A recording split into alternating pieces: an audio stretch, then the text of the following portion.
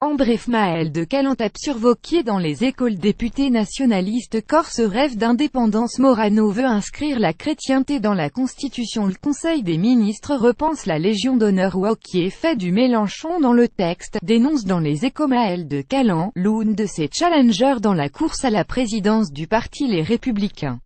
Je suis très inquiet d'entendre Laurent Wauquiez parler de la suppression de l'ISF comme un cadeau à ceux qui ont financé la campagne de Macron et ses proches. Dénoncer le culte au veau d'or du libre-échange, s'alarme l'ancien porte-parole d'Alain Juppé. Depuis 3 mois, Wauquiez s'éloigne de notre ADN libéral et du diagnostic de l'offre qui était le nôtre au moment de la présidentielle. Maël de Calan profite aussi de cet entretien pour préciser son projet économique avant les élections des 10 et 17 décembre. Pour lui, Emmanuel Macron ne va pas assez loin.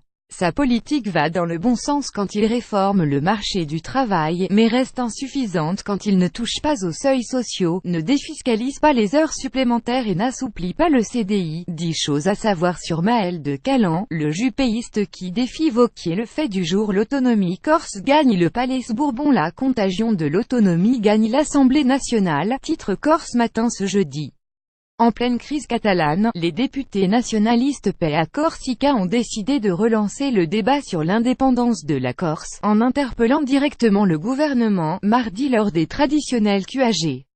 Et Paul-André Colombani n'y est pas allé par 4 chemins. Monsieur le Premier ministre, êtes-vous favorable, une fois les élections territoriales de décembre acquises, à l'ouverture d'un processus de dialogue associant l'ensemble des forces vives de notre île, en vue de déboucher dans les meilleurs délais sur une autonomie de plein exercice et de plein droit? Le député @Pa Colombani réclame une évolution politique et institutionnelle de la Corse. Direct en QAG. pic.twitter.com. Dioge Jouquet, LCP @LCP 31 octobre 2017. Au pied du perchoir, c'est le ministre de l'Intérieur Gérard Collomb qui lui a répondu, se disant favorable à un statut d'autonomie pour la Corse, tout en réaffirmant l'ancrage dans la République. Comme l'a dit le président de la République lorsqu'il est allé en Corse, nous sommes favorables à l'autonomie de la Corse, mais à l'autonomie de la Corse dans la République française. La bourre de Morano revisite la Constitution et encore une qui a séché ses cours d'histoire. Semblant ignorer ou renier la loi de 1905 qui acte la séparation de l'Église et l'État en France, Nadine Morano appelle sur France Info à inscrire les racines chrétiennes de la France dans la Constitution.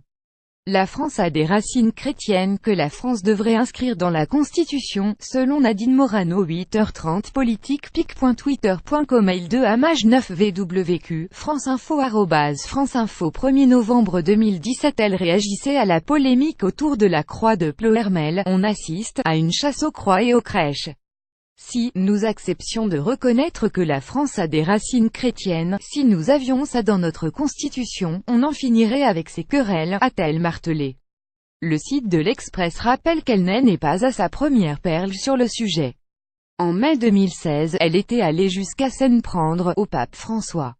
Alors qu'il venait de déclarer que les racines culturelles de l'Europe étaient plurielles, elle avait rétorqué sur France Inter: s'il faut que je dise moi-même au pape que les racines chrétiennes de l'Europe et de la France sont fortes, et que c'est ce qui nous a soudés pendant des siècles, je trouverais ça un peu étonnant. L'indiscret Valls-Crispin. Ce moment, aucun autre homme politique, pas même François Fillon, ne suscite autant de crispation, souffle une source policière au Parisien du jour qui nous apprend que Manuel Valls a plusieurs fois été pris à partie verbalement dans des lieux publics, au point que ses officiers de sécurité ont dû intervenir pour maintenir les importuns à distance.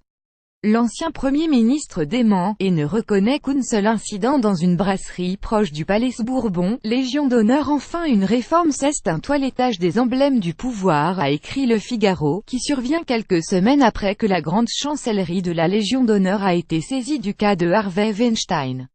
Ce jeudi dès 10h, le Conseil des ministres doit entériner une réduction drastique du nombre de décorations, et préciser les nouvelles modalités d'attribution de la Légion d'honneur. Le quotidien conservateur rappelle ainsi que le ruban rouge est quasiment attribué automatiquement à certaines catégories de personnalités: anciens ministres, académiciens, ex-ambassadeurs, et militaires, qui représentent 40% des décorés. Weinstein déchu de sa Légion d'honneur. Ok. Et les autres? En moyenne, 3000 personnes sont décorées de la Légion d'honneur chaque année. Avec 17 304 médailles attribuées en 5 ans, Nicolas Sarkozy est selon Le Figaro, le troisième président de la Ve République à avoir décerné le plus d'insignes à l'année, derrière Giscard d'Estaing 32 204 et Pompidou 20 473. Le papier à lire quand Trump remerciait Hollande dans la politique est un sport de combat paru ce jeudi chez Fayard. L'ancien conseiller Gaspard Ganser dévoile le contenu du premier échange téléphonique entre le vainqueur de l'élection présidentielle américaine et le chef d'État français. Notre journaliste Maël Thierry revient sur cet appel.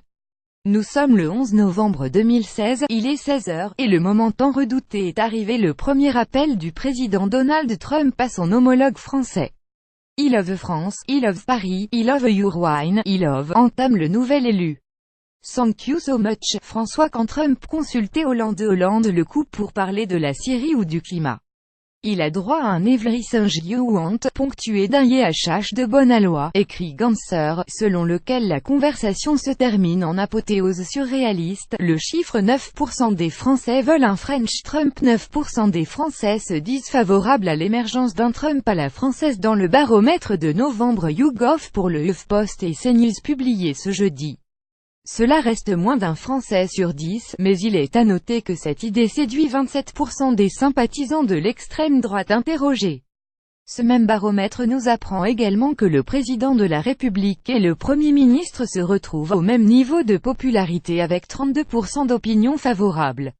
Inchangé, le podium des sujets de préoccupation en politique des Français se resserre tout de même avec en tête, le chômage et l'emploi, puis la protection sociale et l'immigration. Macron, poète sur Twitter. L'ambassade de France au Royaume-Uni a divulgué sur Twitter un poème rédigé par Emmanuel Macron, en réponse au vers adressé au printemps dernier à l'Élysée par Sophie, une adolescente britannique. A special birthday present for Sophie, 13 today president @Emmanuel Macron reply to HER poem on the Eiffel Tower. Bon anniversaire Sophie. pic.twitter.com Nixmt by KMBM, French Embassy UK @France Intuc 1er novembre 2017. À suivre aujourd'hui. Matignon reçoit les élus calédoniens pour préparer un important comité des signataires de l'accord de Nouméa. À 10h, le Conseil des ministres doit entériner une réduction drastique du nombre de décorations de la Légion d'honneur. À 16h, Marine Le Pen, en perte de vitesse dans les sondages, s'exprimera depuis Calais. CC.